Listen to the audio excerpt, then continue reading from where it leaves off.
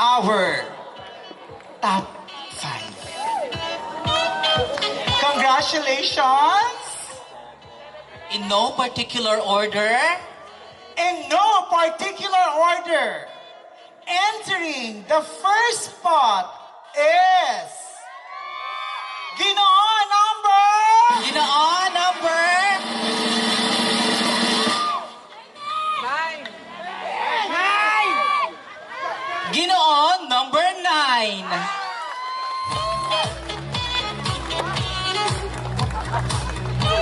Join him! Ginoo number 18. 18.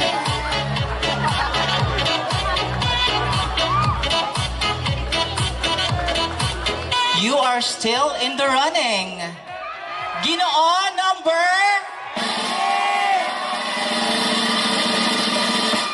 Ginoo number 7.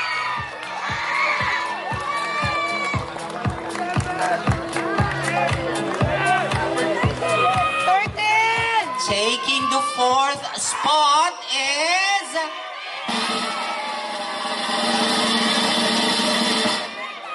Ginoo number 8.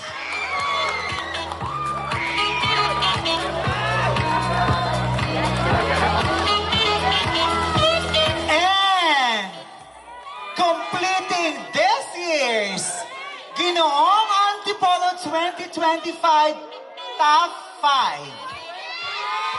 Hindi kompleto ang top 5 pag wala ang lucky number 13! Number 13. There you have it, ladies and gentlemen. It's 7, 8, 9, 13, and 18. Thank you very much to our... Congratulations to... Relax. Yeah. Excited? Inhale, exhale. This is your last shot.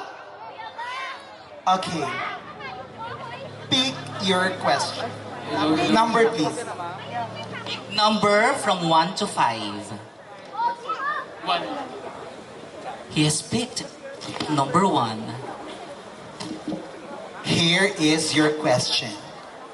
What is the most significant lesson you've learned about yourself and how has it impacted your life?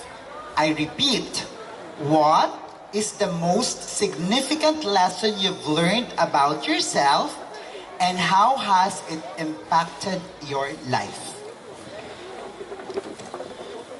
Good evening. As an accounting student, I believe the lesson so much valuable to me is my policy to priority the human capital first. We will be focusing on the good health and well-being, quality education, and productivity of our people. Because I'm not selfless. I love you all.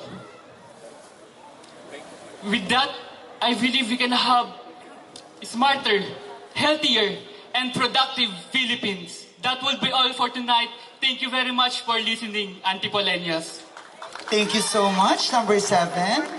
Thank you very It pays much. to be as an economics student. Yes. Loves it. Let's Thank you very welcome much, candidate number 7. Let's welcome Ginoo number 8. Please speak your question. I could, pwede nating interpret in Tagalog or kahit in Japanese pa kung gusto mo. Yes. Which one would you prefer? One from English one. or Tagalog? Tagalog. Okay. So from He mula, prefers Tagalog or Filipino. so from 2 to 5. 2, 3, 4, and 5. He Number- has chosen question number 2. Question number 2, I'll just read it first in English and then I'll translate it in, or Ate Win will translate it in Tagalog. In these times of artificial intelligence application, or AI app, as a youth, what is the role of education in breaking the cycle of poverty, and how can government ensure access for all? Sa Tagalog, sa panahon nga, ako na rin, ikaw ba Yes, na? me. Ako na lang, okay. Sa Tagalog, sa panahon ngayon ng artificial intelligence applications or any online applications, ano sa tingin mo ang role ng edukasyon para matigil or Mabali. mabali, oo, ma-break, no? Mabali.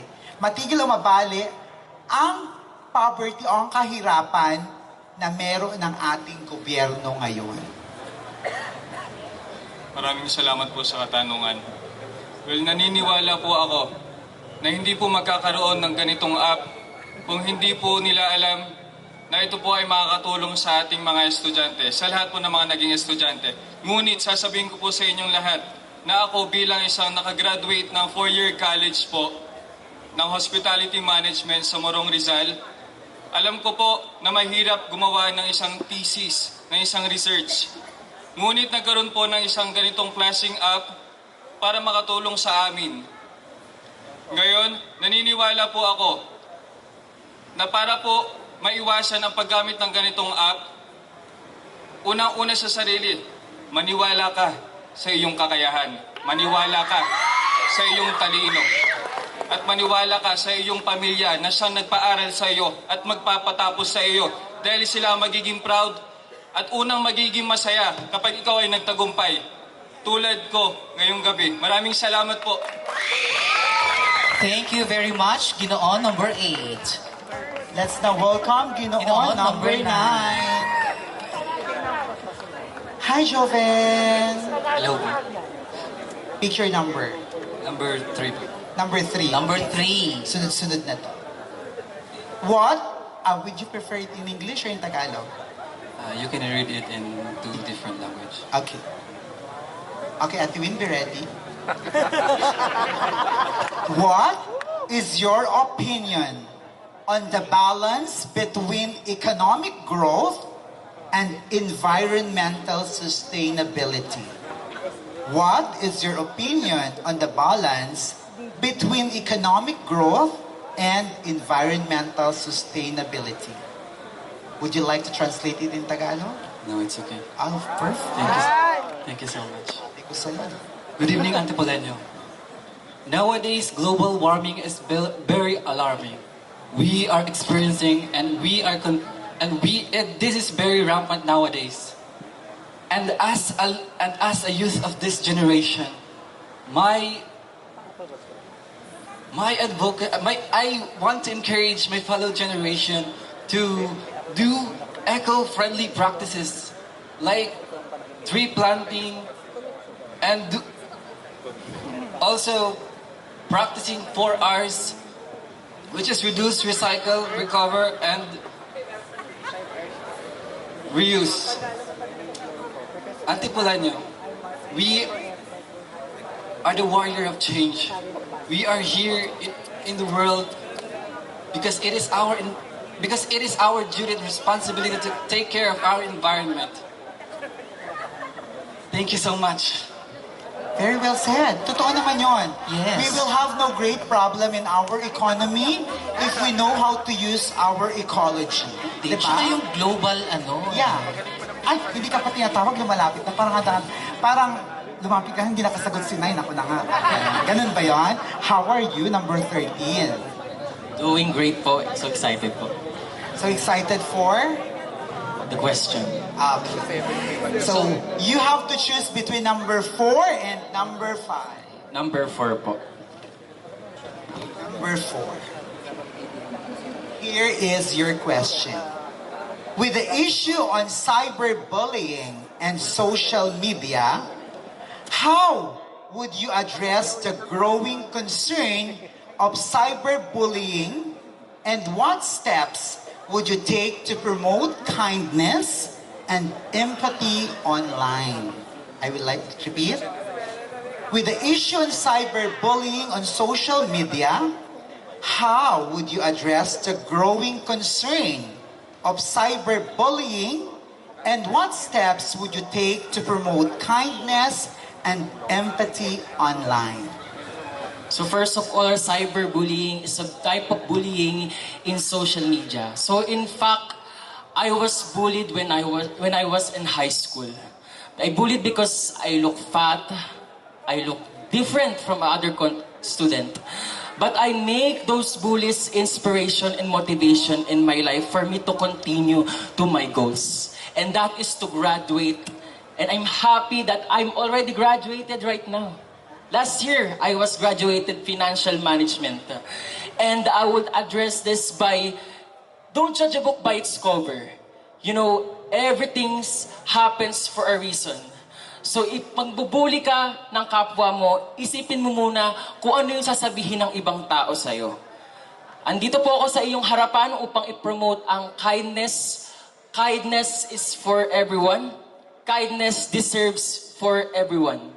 So, let kindness do the things for us to unite, for us to feel happy and progressive, not just only community, but also country. Marami pong salamat. Thank you. Very well said, number Thank 13. you very much. I love it. Oo. Ginoon, number Sa mga 13. nang-bully sa'yo, sasabihin mo sa kanila ngayon, huyo kayo ngayon, sarap-sarap ko na. Thank you. Thank you. Totoo naman, no? Yes. Beauty comes in all forms, Hindi, di ba? tsaka, di ba? Tsaka bakit mo ba pinaparinggan Actually, yung isang judge yung number bullying, 13? yung bullying na yan, nung araw pa yan. Totoo naman. Actually, online, mas naging ano lang talaga ngayon. Let us now welcome our last candidate. Ito. Ginoon, number si Baby 18. Boy. Nalungkot siya. Nalungkot ka ba na hindi mo nakuha yung third crown? Sakto lang po. Oo, tama. Ako din dati hindi ko nalungkot kasi may rest back pa. At ito na ang rest back mo ngayon, okay? So you have no choice but the number 5 question.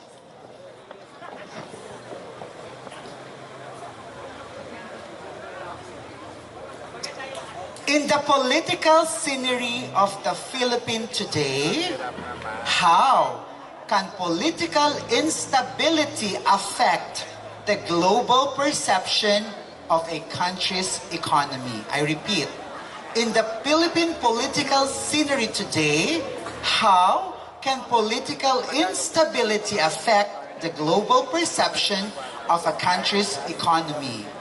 Sa nangyayari sa politika ngayon sa ating bansa, ano kaya ang magiging epekto nito sa buong mundo pagdating sa ekonomiya ng Pilipinas? Uy, ang galing ko. Maraming salamat po sa napakagandang katanungan.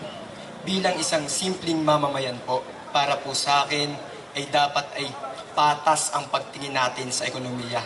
Dahil alam naman po natin na dahil alam naman po natin na ang ekonomiya po ay It's okay na take a deep breath. It's okay. We feel you. Ganyan talaga. Sige. Okay. English or Tagalog? Tagalog, okay.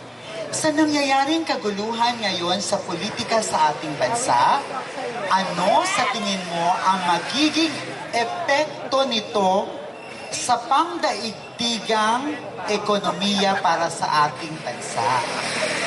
maraming salamat po sa napakagandang katanungan. Para sa akin po ay mas maigi na humingi tayo ng tulong sa ibang bansa.